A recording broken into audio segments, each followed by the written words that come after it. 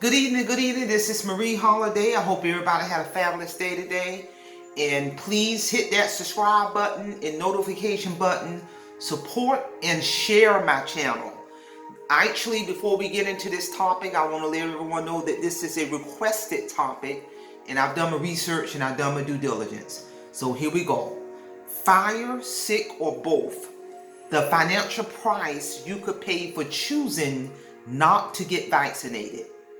If you choose not to get vaccinated against the coronavirus without having a legitimate medical or religious reasons, you might want to start preparing for the cost of that decision. Tens of millions of people are still not vaccinated, but if you refuse to get vaccinated, it's possible you will experience some tough economic losses.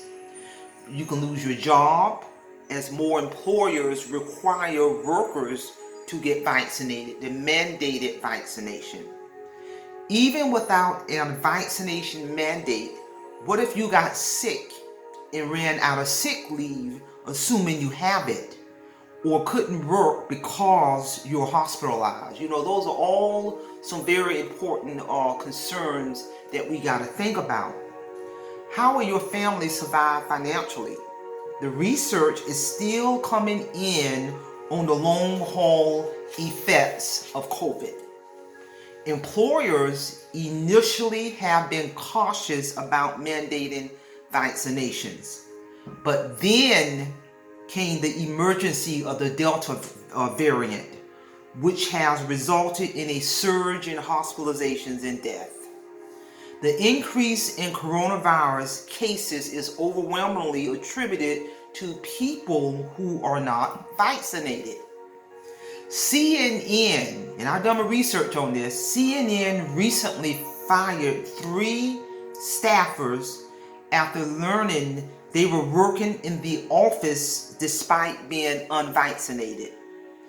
Houston Methodist Hospital System dismissed or asked for the resignation of 153 workers who refused to get vaccinated. The Pentagon has ordered all active and reserve military personnel to get vaccinated. My daughter's in the United States Navy, so I've been in the military, and I knew that meant Pentagon order was coming. It was just a matter of time. The 3 coronavirus vaccines used in the United States were authorized for emergency use following rigorous clinical trials, and I'm here to tell you. Just recently, the Food and Drug Administration gave full authorization to the Pfizer-BioNTech vaccine. Following the FDA move, President Biden called on employers to mandate their workers that their workers be vaccinated. So that the federal mandate is already there. So it's just a matter of time before all employers begin to integrate mandated vaccine. Federal equal employment opportunity laws do not prevent an employer from requiring all workers physically entering the workplace to be vaccinated for the coronavirus, as long as employers comply with the reasonable accommodations provisions of the American with Disability Act. The Equal Employment Opportunity Commission that specifically address vaccine mandates.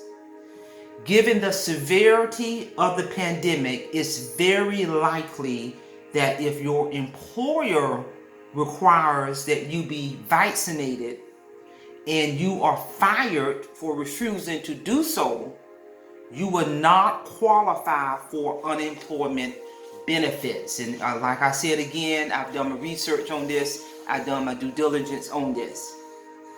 But there are always caveats if the refusal is for a religious or disability related reason.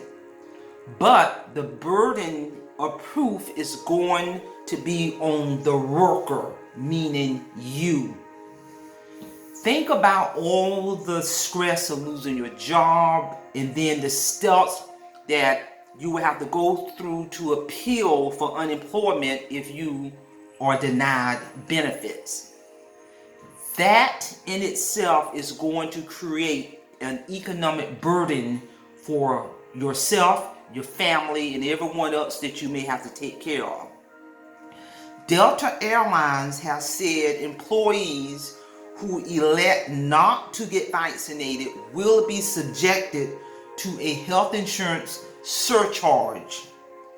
In a memo to their employees, Delta chief executive said that starting November 1st, which is right around the corner, unvaccinated employees enroll in the company's account-based health care plan will have to pay an additional $200 per month for their health insurance coverage. That's a lot of money, for the average everyday working person.